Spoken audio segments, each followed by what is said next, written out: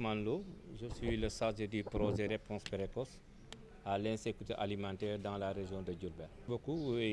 Dans le cadre du projet Réponse à l'insécurité alimentaire dans la région de Diourbel, vous savez, tout au début, on a essayé de faire certaines activités, qui est le ciblage communautaire. Et ce ciblage communautaire s'agissait d'identifier les zones où le projet doit intervenir. Sous l'autorité administrative, on a sélectionné les 3 départements et dans chaque département, on a sélectionné une commune. Donc dans les 3 départements, on a intervenu dans les communes de Diourbel, Baba Garage dans le Bambey et Sadio dans le département de Mbacké.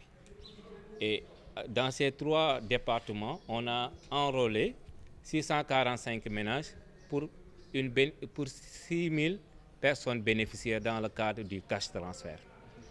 Pour l'appui financier, l'idée c'était d'appuyer le ménage vulnérable à hauteur du nombre de bénéficiaires de son ménage. C'est-à-dire, si le ménage compte 10 personnes, le ménage doit avoir un appui de 74 000 francs. Donc, ces 74 000, si on évalue, c'est 7 000 francs par personne. 7 000 francs par personne. Si le ménage compte 5 personnes, le ménage aura 35 000. Et au-delà du cash transfert, il y a la farine enrichie qui consistait à appuyer les enfants moins de 5 ans, les femmes allaitantes et les femmes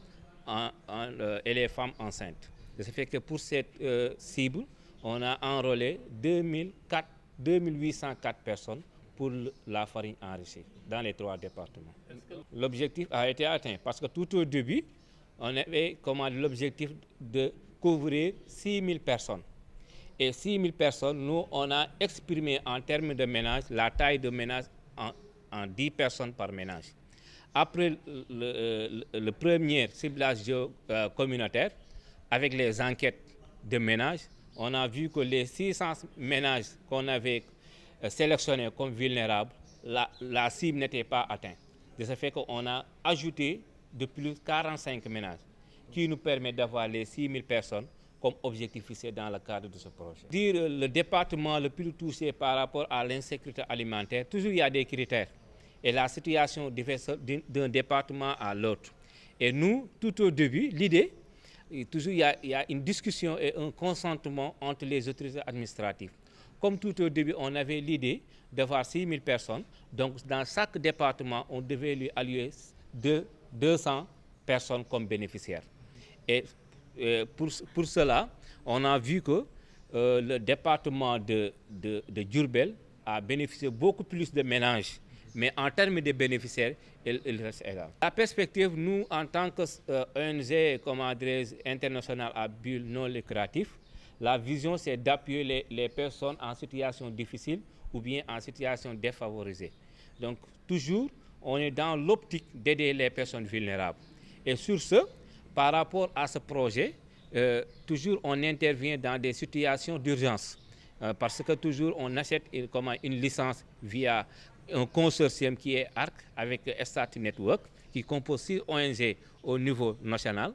De ce fait qu'au sortir des cadres harmonisés, si un département est affecté par l'insécurité alimentaire et le budget est disponible, CRS est toujours prêt à appuyer ces personnes pour améliorer leurs conditions de vie. Qui dit insécurité alimentaire, dit toujours c'est une situation d'urgence. Et nous, la première chose à faire, c'est d'essayer d'enlever l'urgence au niveau de ces ménages. Au niveau de ces ménages, parce que tout au début, il y avait aussi des stratégies. Il y avait le Estat Fun et le Estat Ready. Le Estat Ready permettait à l'ONG CRS de mener des actions anticipatives par rapport à la situation de soudure. Parce que la situation de soudure de Diourbel, normalement, ça doit commencer à partir du mois de juillet. Nous, CRS, avec notre vision, nous avons dit de ne pas attendre. Il faut déclencher l'Estat Ready pour faire des actions anticipatives et des réponses précoces. Avant cette période de soudure, peut-être les ménages, avec les formations qu'ils ont reçues dans le cadre du projet, ils pourront, au sortir du projet, d'avoir une résilience face à cette période-là.